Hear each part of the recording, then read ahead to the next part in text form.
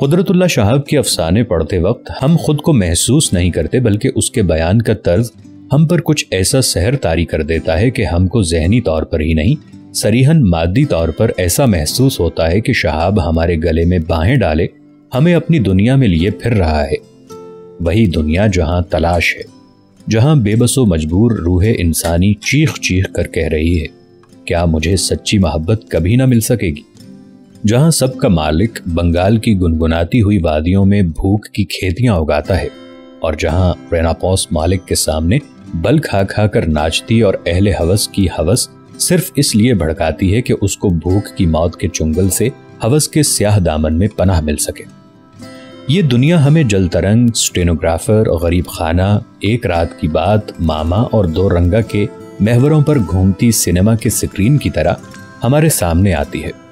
ان افسانوں میں ہمیں ایک زبردست طنز ملتا ہے جس کے تیکھے پن کی نشتریت نہ صرف شہاب کو رومانیت کے کوچے ہی سے نکال لاتی ہے بلکہ یاسیت کے گھروندوں کو بھی پاش پاش کر دیتی ہے۔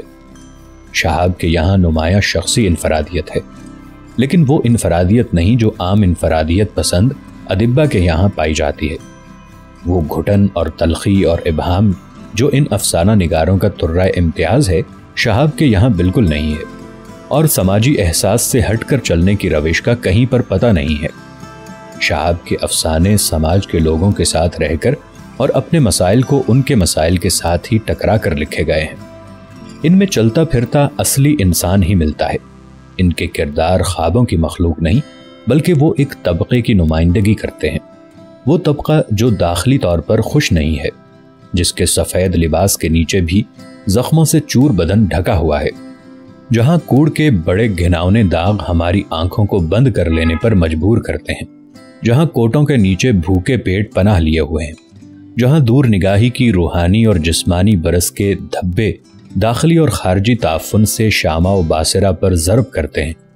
جہاں اپنی محبوباؤں کے جسم دوسروں کے بستروں کی زینت بنتے ہیں اور خود افسانے کے ہیرو اپنی راتیں دفتر کے کلرکوں اور چپراسیوں کی بیویوں اور بیٹیوں کے ساتھ گزارتے ہیں۔ عورت روپوں کی بھری تھیلی، چھوکری کا بھرا ہوا جسم، یہ ہے وہ دنیا جہاں قدرت اللہ شہاب ہمیں لے جاتا ہے، جہاں پہنچ کر ہم تقاضائے فطری کے تحت آنکھیں بند کر لینے پر مجبور ہوتے ہیں تو کبھی بے ساختہ نتنوں میں انگلیاں ٹھونس لیتے ہیں۔ وہ کہیں ہمارے باسرہ کو خیر کرتا اور کہیں ہمارے شامہ کو زیر و زبر کرتا ہمارے لیے چلا جاتا ہے، اور ہم بیزاری اور اختلاج کی حالت میں اس کے ساتھ چلے جاتے ہیں۔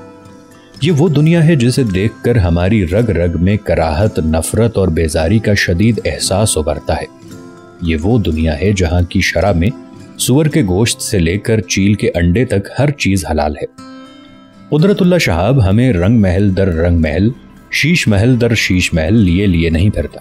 اس کی دنیا میں غریب خانہ بھی ہے، جہاں تھالیوں میں لوگ کتوں کی طرح سپڑ سپڑ کھاتے ہیں، اور غریب خانے میں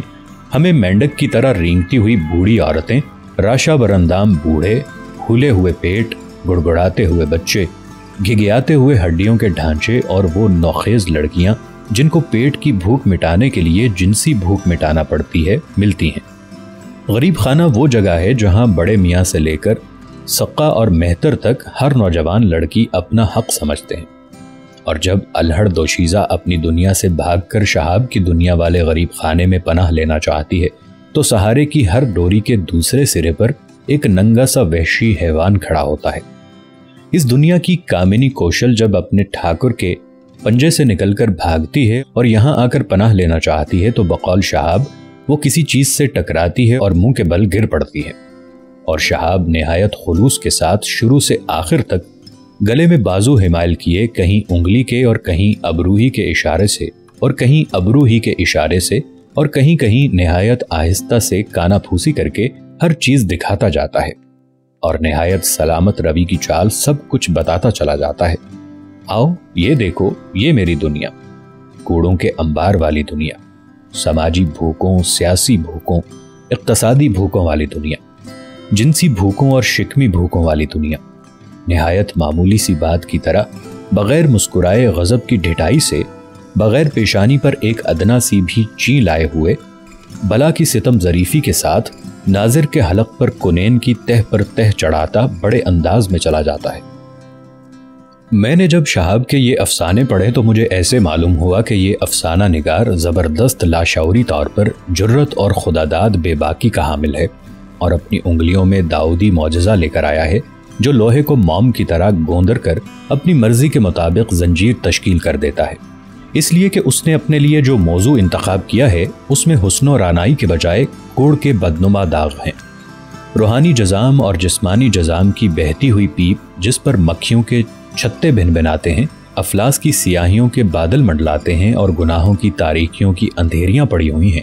یہ ایک بہت نازک مقام ہے،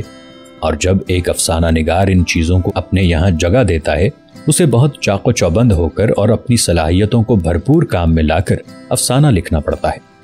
کیونکہ موضوع کی غیر شعریت اور بے رنگی جو کرداروں اور ماحول کی کراہتوں کی صورت قاری کے سامنے آ کر سرے سے انہیں پڑھنے سے ہی روکتی ہے،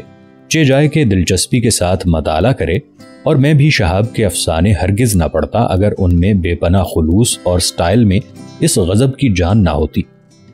اس تاریک دنیا کو شہاب کے جاندار سٹائل نے اور اس پرخلوص زور بیان نے اس قدر روشن اور گوارا بنا دیا ہے کہ بے اختیار شہاب سے محبت کرنے کو جی چاہتا ہے۔ کشمیر کی فردوسی وادیوں اور پنجاب کے وسیع میدانوں کے متعلق سبھی افسانہ لکھتے ہیں، اور جنسی جذبات کو ابھار کر اپنی کہانیوں میں لذت پیدا کر لینا تو عام رسم اور سہل نسخہ ہے، لیکن ایسی کریہ دنیا میں پیش کر کے اور ہمیں اس دنیا میں دوش بدوش اپنے ساتھ ایسے چلاتا جیسے ہم ہالی ووڈ اور بمبئی کے اسٹوڈیو میں گھوم رہے ہیں یا سوئٹزرلینڈ اور کشمیر کی وادیوں کا چکر لگا رہے ہیں۔ آج کل کے افسانہ نگاروں میں صرف قدرت اللہ شہاب کی انگلیوں کا معجزہ ہے۔ میں کسی قسم کے تعصب کی بنا پر نہیں کہہ رہا ہوں، آپ ہی بتائیے کہ کرشن چندر سے کشمیر کی رنگین وادیاں چھین لی جائیں اور ندیم سے پنجاب کے گنگناتے روشن میدان لے لیے جائیں، شفیق الرحمان سے دہرادون اور شملہ کے ہرے بھرے نشیب و فراز نکال لیے جائیں، عصمت منٹو اور مفتی کے یہاں اعصابی تشنج نہ ہو، تو کیا آپ ان کے افسانوں کو پڑھیں گے؟ یہ ایک بہت بڑا سوال ہے جس کا پوچھنا میری جرت رندانہ ہے، اور جس کا جواب بھی کچھ دل گردے والا انسان ہی دے سکتا ہے۔ خوبصورت اور جذباتی موضوعات پر افسانہ لکھ کر مقبول ہونا تو بہت آسان ہے، لیکن گھناؤنے موضوعات کو کرید کر مقبول اور ہر دل عزیز بنانا صرف شہاب ہی کے زور قلم کا حصہ ہے، اور یہ قلم اس وقت تک نصیب نہیں ہو سکتا جب تک کہ ایک افسانہ نگار کی شخصیت میں وہی بانک پن اور ویسی ہی ہمدردی اور خلوص نہ ہو جو شہاب کے اندر ہے۔